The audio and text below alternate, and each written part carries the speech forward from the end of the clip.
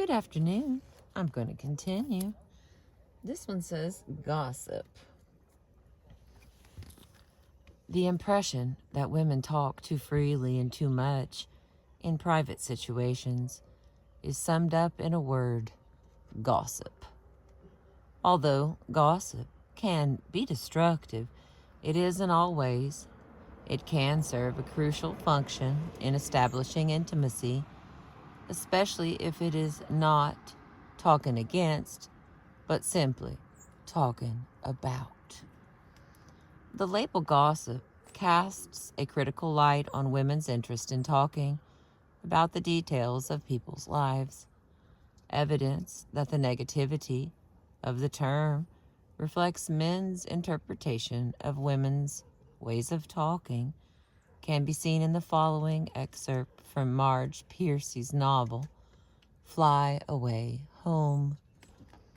Daria falls in love with Tom, partly because he differs from her former husband, Ross, in this respect.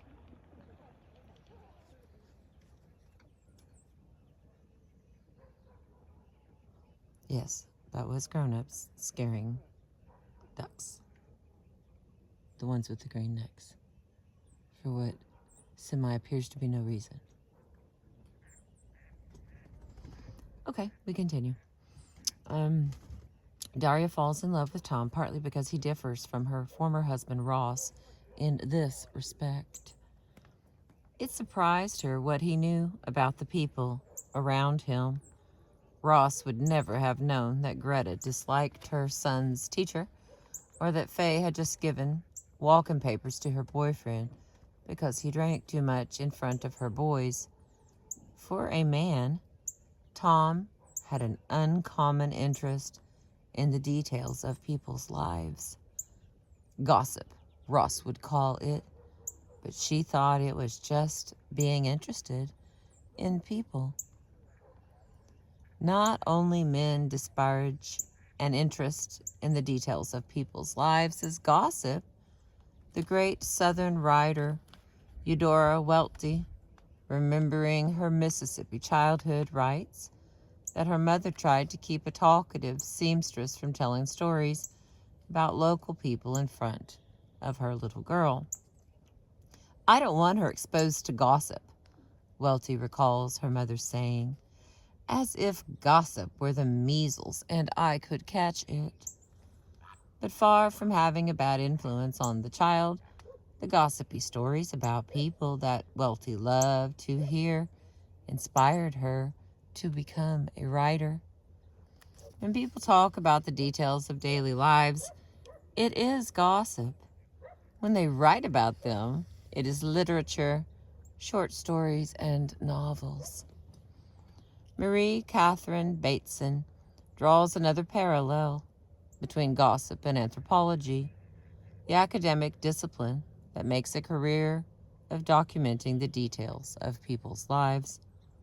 She recalls that her mother, Margaret Mead, told her she would never make an anthropologist because she wasn't interested enough in gossip.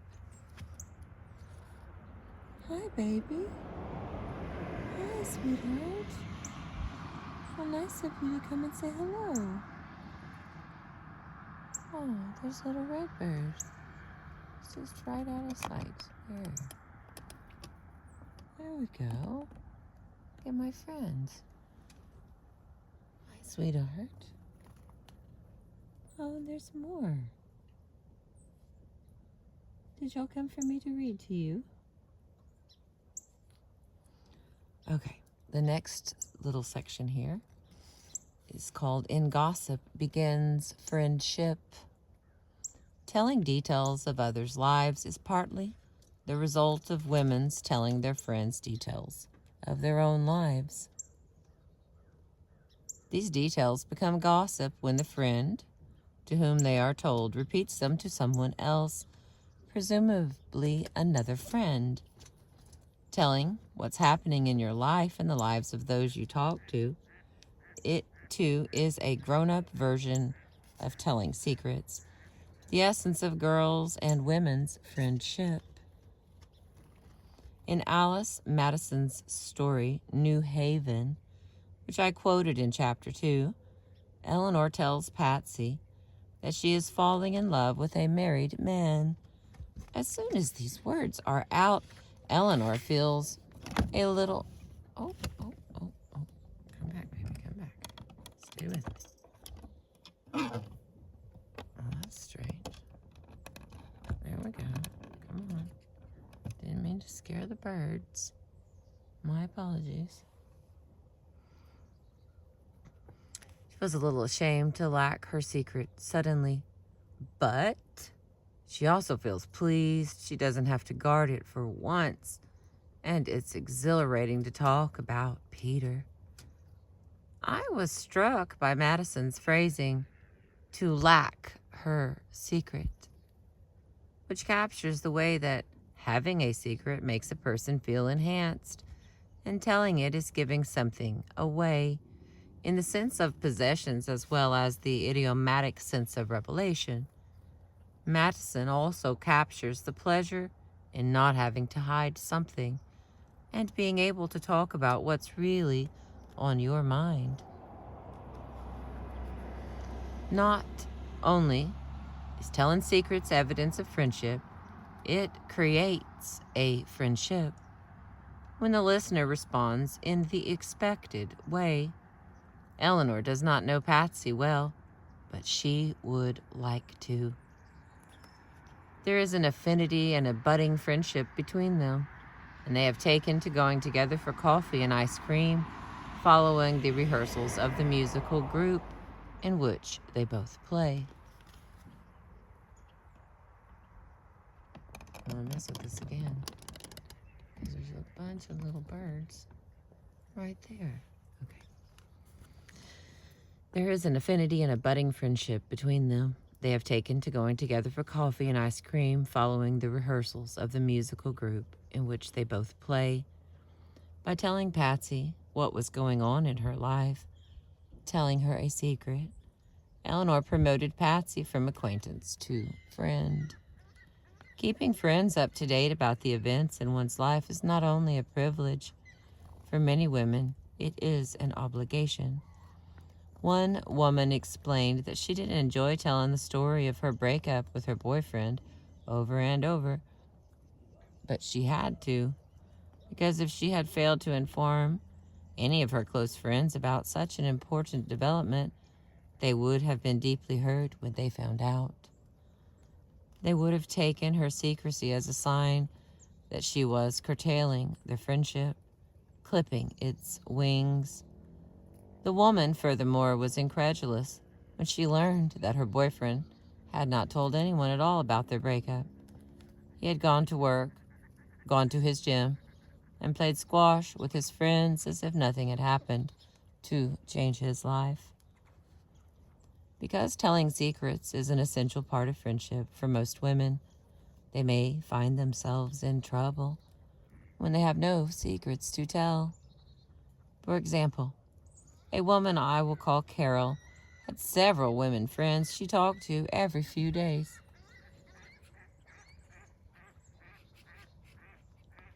Exchanging stories about dates with men. They would share their excitement before a new date, and after the date took place, they would report in detail what had been said and done. So when Carol fell in love and formed a lasting relationship with a man, she ran out of material for talks with her friends. She also had less time to talk on the phone since she now spent most of her free time with the man. This put a strain on her friendships. It was as if she had gathered up her marbles, reneged on her part in the partnership of talk that constituted the friendship. Situations in which one person feels abandoned because the other forms a permanent relationship are not limited to women friends. In the story Mendocino by Anne Packer, the narrator, Bliss, finds it sad to visit her brother, who now lives with a woman, because his intimacy with the woman has diminished his intimacy with her. Bliss recalls their former closeness. And then here's what she has written. When they would exchange work stories and into a second bottle of wine confide in each other the news of their most recent failures at love, it amazes Bliss that until this moment she never once realized it was because they were failures that they talked about them. Now Gerald has his success, and it is as if the two of them had never been anything but what they are now, wary and cordial. Because they are not exchanging secrets about relationships in one-on-one conversation, Bliss perceives her conversations with Gerald, now taking place in a group of 3, to be wary and cordial, in a way more like public speaking.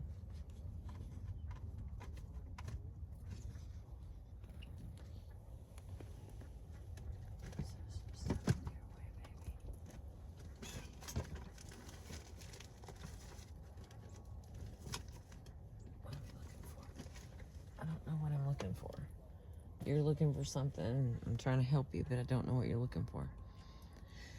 Many things conspire to separate people from their single friends if they find a stable relationship. I had a friend, a man, who had been single for many years and had developed a wide and strong network of women friends to whom he talked frequently. When he developed a stable relationship with a woman and they moved in together, his friends complained that he did not tell them anything anymore. It's not that I'm keeping things from them, he told me. It's just that Naomi and I get along fine and there's nothing to tell. By saying this, he did, however, tell me about a problem in his relationships, although it involved not his partner, but his friends.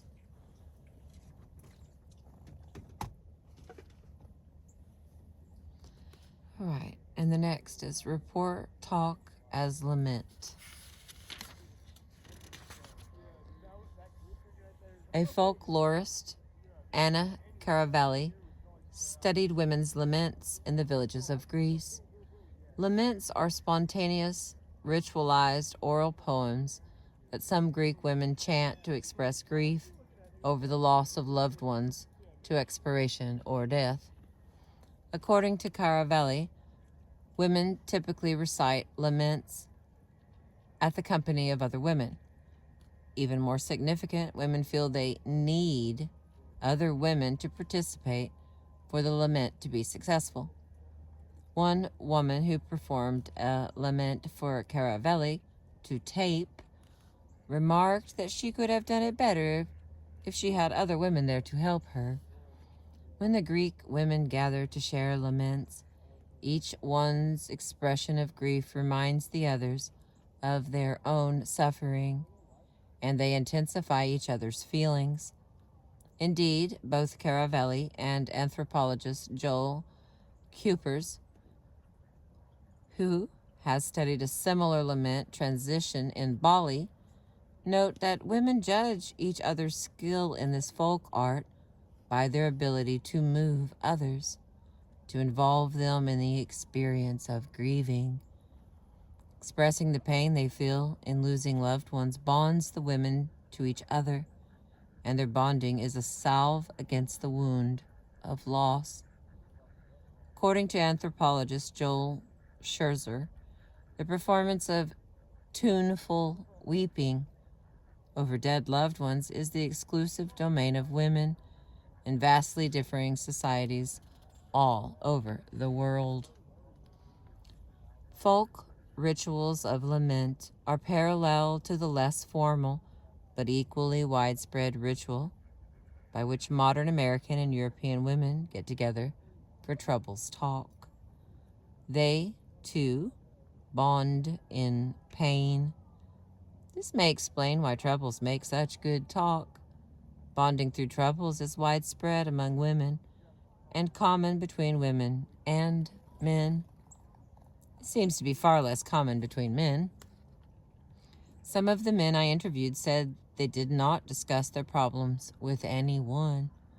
Most of those who said they did told me they tended to discuss them with women friends. Some men said that they had a man friend with whom they discussed problems, but there were differences that indicated they were somewhere farther on the continuum from the pole of intimacy than most women. First of all, they had one friend, at most two, with whom they discussed problems, not several, or even many, as was the case with many women I talked to. Second, they often said they had not spoken to that friend in a while, days, weeks, months, or even longer, but they knew that if they needed him, he would be there. Most women were in constant touch with their closest friends and frequently discussed even minor decisions and developments in their lives.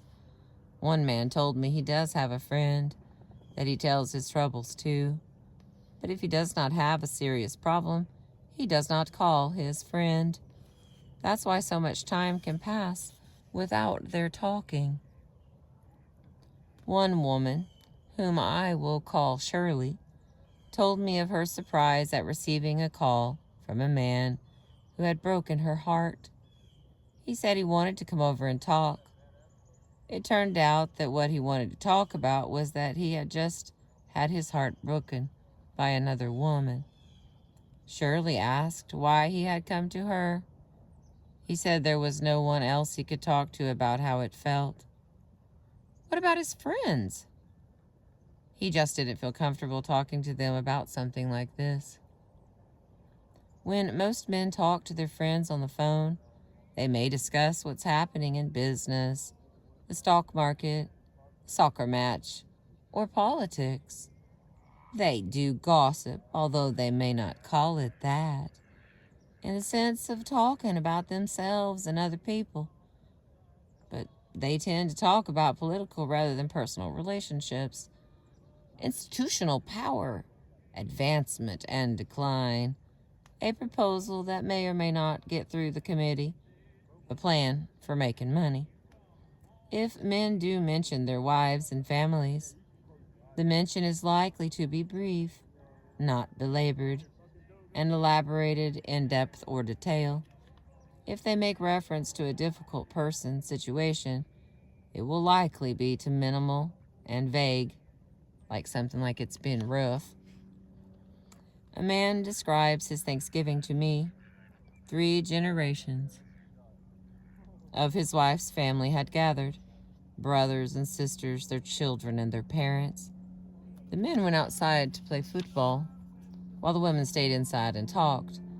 The older women ended up telling the youngest granddaughter she was too young to get married.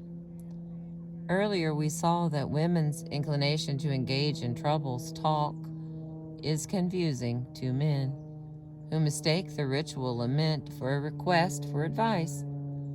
Now, we can see that troubles talk is just one aspect of the ongoing intimate conversation that can be called gossip. Not only is providing solutions to minor problems beside the point, but it cuts short the conversation, which is the point. If one problem is solved, then another must be found to keep the intimate conversation going. All right, here's the next one. Small talk serves a big purpose.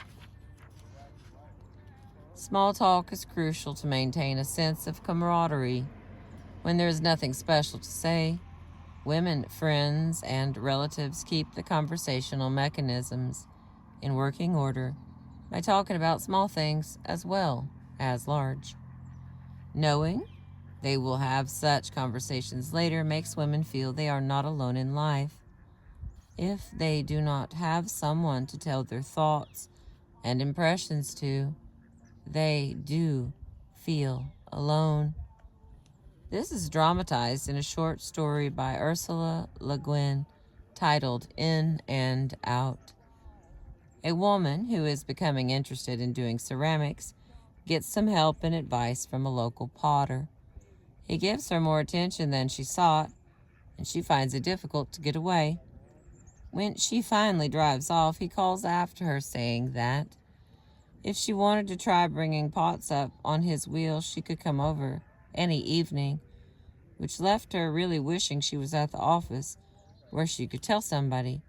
He said, "Come over and bring pots up on my wheel." Like a writer who sees small events in her life as material for a story, Le Guin's character sees her life as material for conversations.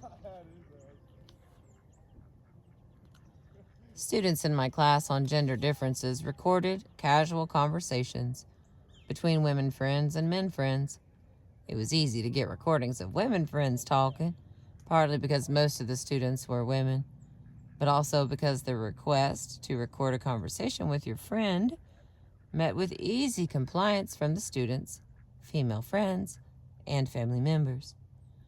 But asking men to record conversations with their friends had mixed results.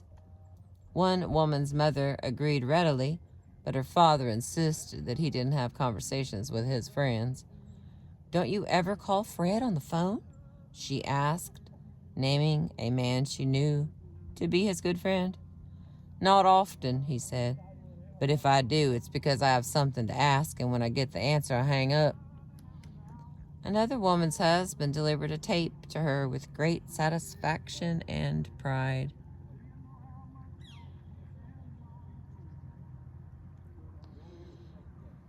"This is a good conversation," he announced, "because it's not just him and me shooting the breeze like, 'Hi, how are you?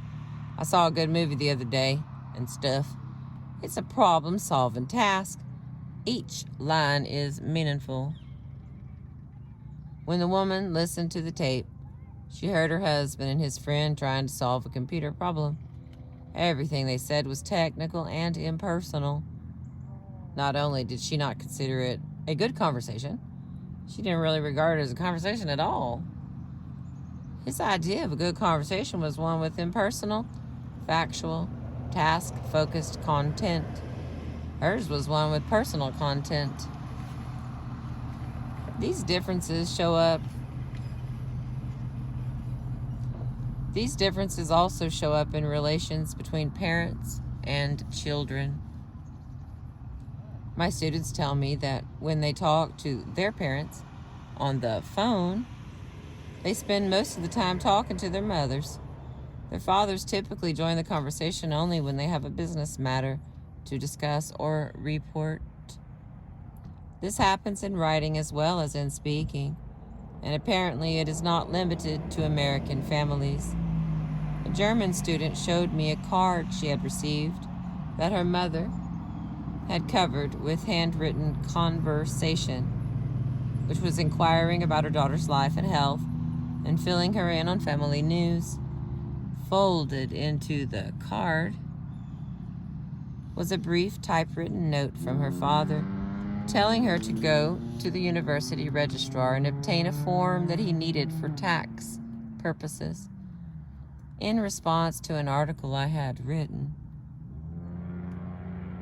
A journalist remarked that my claim that many men have little use for small talk, since they believe talk is designed to convey information, rang a bell with him. He deplores chit-chat and believes that talk should have significant content, be interesting, and meaningful.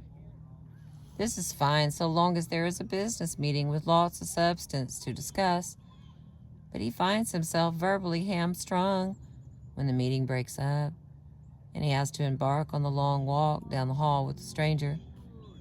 Opposed in principle to, and simply unpracticed in, making small talk, he is at a loss when there is no big talk available.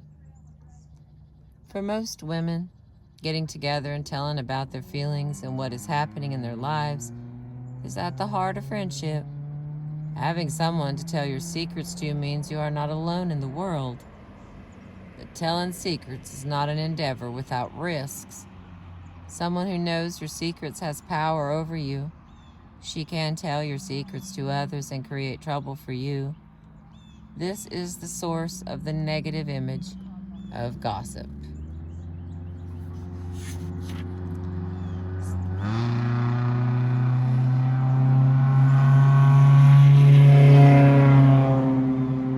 When gossip is rumor.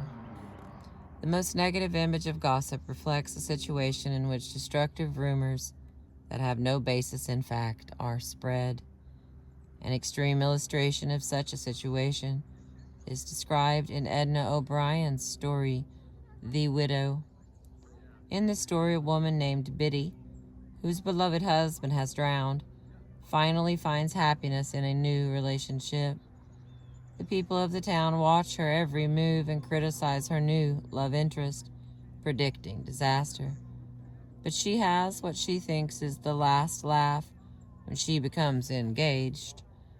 A week before the wedding, the happy couple visit the local pub and stand everyone to drinks. There's a little special writing. Then Biddy, being a little tipsy, tapped her glass with her engagement ring and said she was going to give a little recitation. Without further ado, she stood up, smiled that sort of urchin smile of hers, ran her tongue over her lips, another habit, and recited a poem entitled, People Will Talk. It was a lunge at all those mischievous, prurient people who begrudged her little flourish. It may have been indeed. Many people said that it was this audacious provocation that wreaked the havoc of the next weeks. She had confided in a few local women. She might have been saved, but she did not confide. She stood aloof with her man, her eyes gleaming, her happiness assured. Far from assured, Biddy's happiness is doomed. She is undone by malicious and unfounded gossip. The rumor is spread that her first husband committed suicide because she made his life intolerable. Biddy tries desperately to prevent her fiancé from hearing the false rumors, and one of her efforts in this regard leads to her death. O'Brien implies that spreading the malicious rumor was the townspeople's way of punishing Biddy for thumbing her nose at the power of their tongues, and for holding herself aloof from them by not confiding in other women. In other words, they undid her with gossip because she had not shown the proper respect for it.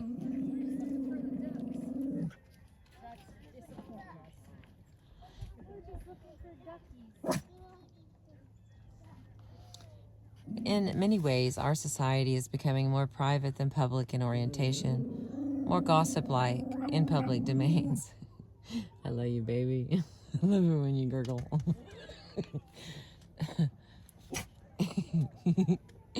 Sorry. In many ways, our society is becoming more private than people in orientation. Becoming more private than public in orientation. More gossip-like in public domains. Most forms of public communication, such as television, news, and public officials' press conferences, are becoming more informal in style, with remarks being made or made to seem off the cuff rather than prepared. One result of this is the need for frequent public apologies and even resignations by people who have spoken off the cuff, making the kinds of comments that are common in private conversations but unacceptable in public.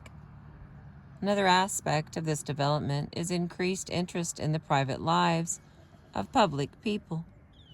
It is perhaps not surprising that an aspect of this interest, perhaps a byproduct of it, is the role of rumor in public life. A Washington Post article headlined, "The Public Politics of Rumor," notes that whereas rumors have long been a staple of politics, only recently have they been readily reported by the media, whether or not the reporter has been able to confirm their truth. The incident that sparked this article was one in which the Republican National Committee's communication director resigned after having written and distributed a memo implying, not stating, that the newly installed Democratic Speaker of the House was homosexual. The Post writer comments that rumors are effective even if they are later disproved and retracted. The damage is done by their mere existence, because most people assume where there is smoke, there is fire. The American public arena has become a little more like the Irish community of Edna O'Brien's story.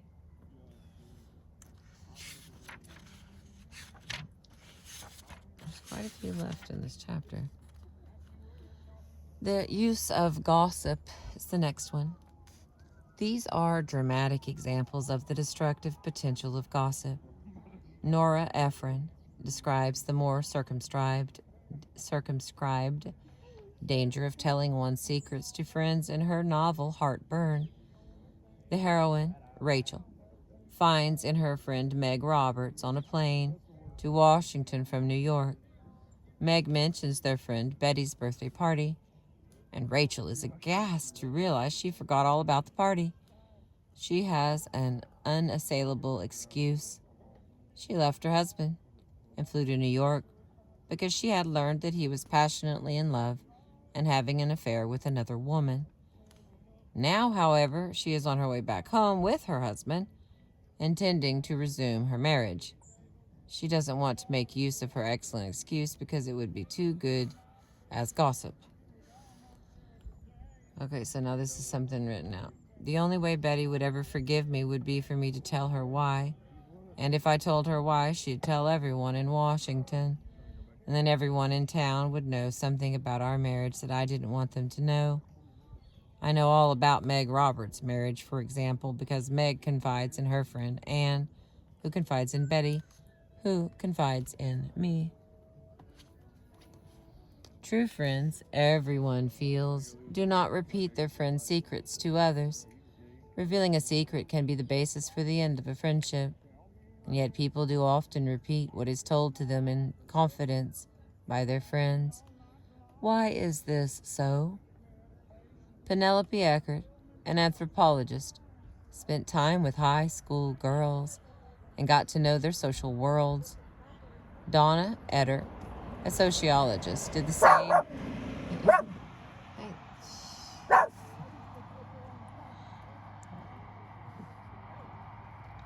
Donna Eder, a sociologist, did the same in junior high. Both noticed that girls get status by being friends with high-status girls, like the cheerleaders or the pretty ones, or the ones who are popular with the boys. If being friends with those of high status is a way to get status for yourself, how are you to prove to others that a popular girl is your friend? Well, one way is to show that you know her secrets, because it is in the context of friendship that secrets are revealed. A few high school girls told Eckert that they prefer to have boys as friends because boys don't try to get juicy details and are less likely to spread them around.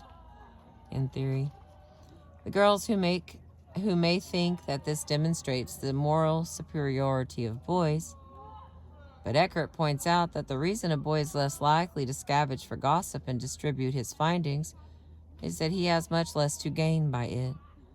Boys' main access to status is less a matter of whom they are close to than of their achievements and skills, primarily at sports, and their ability to prevail in a fight. Though the older a boy gets, the more his fights tend to be verbal rather than physical. There is yet another way that the desire to forge connections may be at work in creating gossip. Talking about someone who is not there is a way of establishing rapport with someone who is there. By agreeing about their evaluation of someone else, people reinforce their shared values and their worldviews. The next, gossip as social control. The reinforcement of values by talking about other people also works in another way. We measure our behavior against the potential for gossip, hearing in our minds how others are likely to talk about us. In trying to decide what to do, we automatically project contemplated actions onto the backdrop of this imagined dialogue, and our discussions about how to act are influenced by what we think others would say about them. Having decided, we hide, adjust, or display our behavior to prevent criticism and ensure being praised. Those who are of a rebellious nature and age may defy expectations evidenced in gossip, regardless of the stance taken toward them. The assumption underlying what people will say plant in us an image of what a good person is and does. Hearing people praised for being generous and self-effacing, we get the idea that these are good things to be. Hearing people criticized for being stingy, disloyal, or ugly, we get the idea that these are not good things to be. Girls and women feel it is crucial that they be liked by their peers, a form of involvement that focuses on symmetrical connections. Boys and men feel it is crucial that they be respected by their peers, a form of involvement that focuses on asymmetrical status. Being disliked is a more devastating punishment for girls and women because of their need for affiliation. Marjorie Harness Goodwin, in her study of teen and preteen boys and girls at play, found that when a girl's behavior was strongly disapproved, the other girls ostracized her for a month and a half, the ultimate means of social control. In contrast, although boys sometimes left the group when they felt they were insulted too much, Goodwin did not find boys excluded for any extended period of time. All right, and the next one is letting it show. The need to be liked and approved of can be at odds with the need to reveal secrets, since secrets expose one's weaknesses.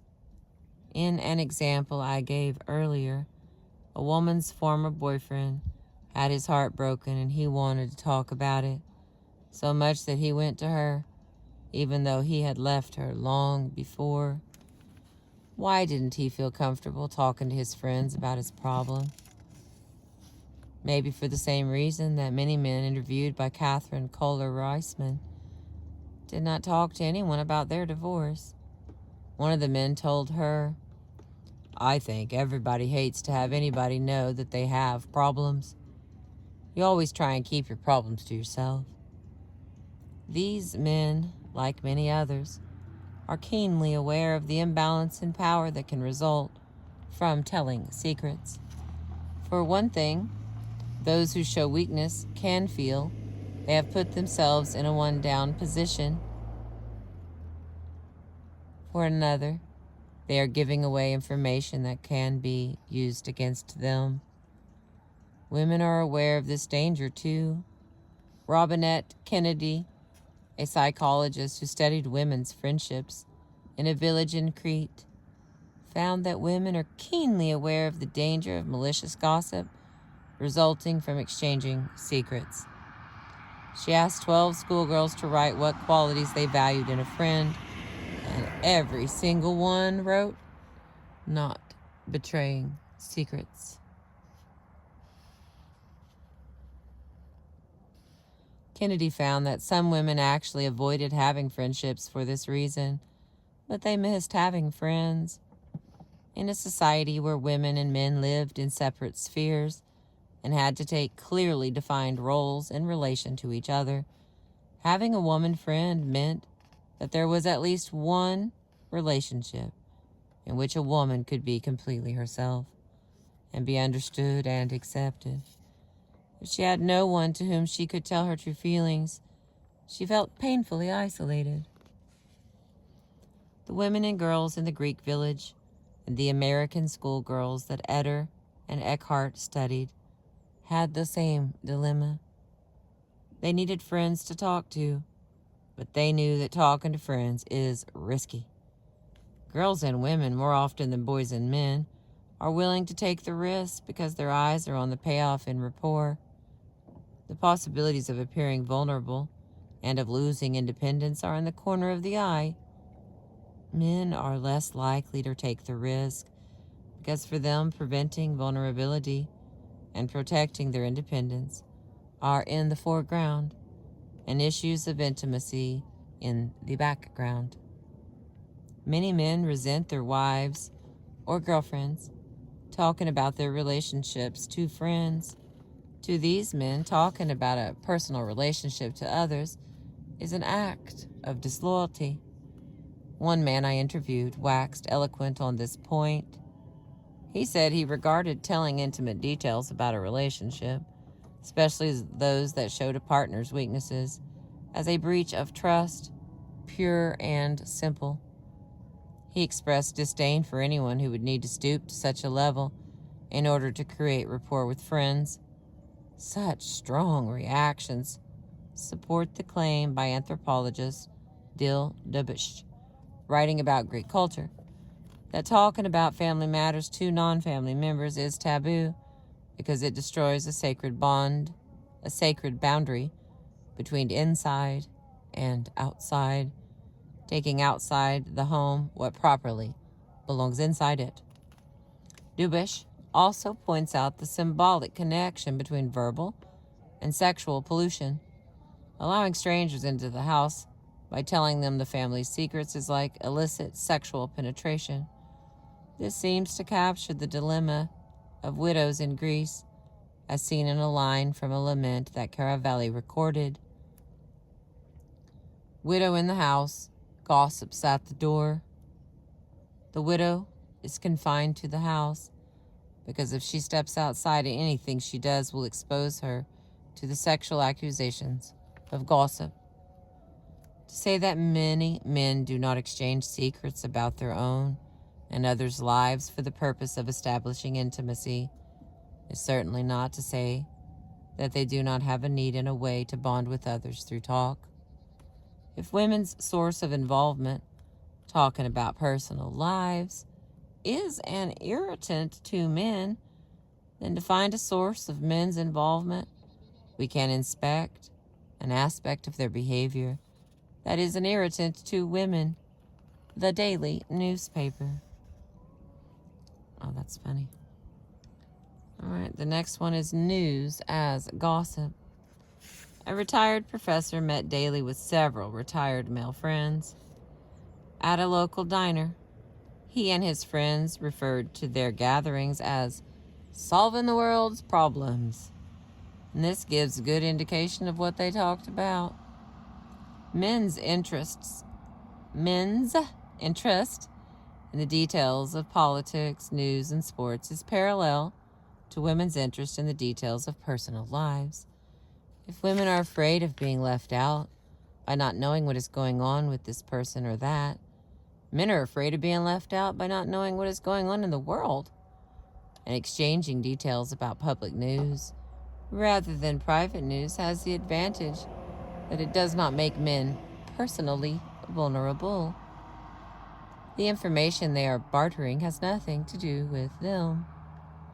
In a book about the history of news, Mitchell Stevens points out that men have long been obsessed with exchanging details about current events. He does not actually say he is talking about men, but rather the English. However, it is clear from his description that it is English men to whom his comments apply. And here's a little part that he wrote. It might be surprising to learn that more than 275 years ago, the English, though they had no radio, television, satellites, or computers, they obtained much of their news at the coffee house. Through their era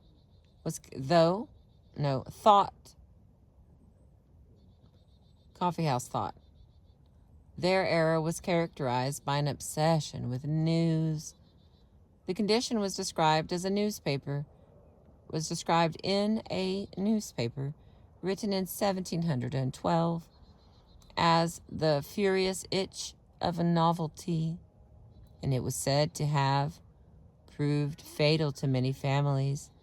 The meanest of shopkeepers and handicraft spending whole days in the coffee houses to hear news and talk politics, whilst their wives and children wanted bread at home. Similar behavior had been noted in the mid-17th century in Cambridge. Scholars are so greedy after news that they neglect all for it, one concerned observer complained. All right, that's the end of that little excerpt. If the English are gathering in coffee houses to talk politics while their wives and children are at home, then the English are actually Englishmen. But how similar this picture of men gathering to exchange news is to the stereotype of women neglecting their household duties to gossip on the phone or meet over coffee in the kitchens. Private lives of people in the news. What just happened? The power of details. Discussing details about the news and exchanging details about the private lives are coming together as newspapers report more about the private lives of people in the news. The phenomenal success of People magazine is only the most extreme instance. Here, consider this article's opening. Charles and Jean Atchison live near the Cowboy City Dance Bar on a gravel street in a peeling white and gold mobile home. Weeds sway in the breeze out front. It's a street with a melancholy, down on one's luck feel about it. The town is Azalea, Texas, a tiny speck on the periphery of Fort Worth. A few years ago, the picture was a far prettier one. Charles, Chuck, Atchison was all set. He made good money, more than $1,000 a week, enough to pay for a cozy house, new cars, fanciful trips. But all that is gone. He's 6 months behind on rent for his land. Don't even ask about the legal bills. It's sort of like I was barreling along and I suddenly shifted into reverse, Mr. Atchison said with a rueful smile. Well, welcome to whistleblower country. Chuck Atchison is 44, with a stony face and a sparse mustache. Look there. Read a little story about somebody in Texas and we get us a little country music. I'm telling you, things just work out. All right, I'm about to have to quit because the battery is getting low. But I am certainly enjoying all this information, and I hope you are too. Hope it makes our next year better, doesn't it? All right, this is the last couple paragraphs before I bail. These lines are not from a short story or a magazine article. The excerpt is from the front pages of the business section of the New York Times, the soberest section of the soberest of American newspapers.